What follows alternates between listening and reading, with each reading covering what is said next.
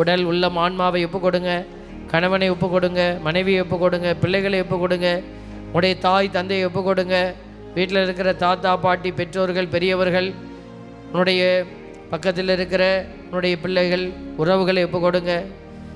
இதோ உனக்கு எதிராக செயல்பட்டவர்களை ஒப்பு கொடுங்க.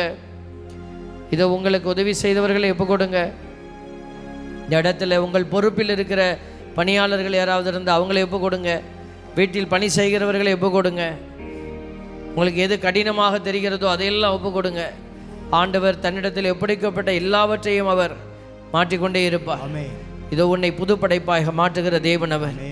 பரிசுத்த தெய்வமே, இதோ இந்த இடத்திலே பிள்ளைகள் ஒப்பு கொடுக்கிற எல்லா காரியம், அவருடைய வாழ்விலே கடந்து வந்து கொண்டிருக்கிற கசப்புகள் வேதனைகள் எல்லாவற்றையும் நீர் இந்த நேரம் மாற்ற கிருபையோடு தயாராயிருக்கிறேன். இதோ பிள்ளைகளை நீர் பலப்படுத்தி கொண்டே இருக்கிறேன்.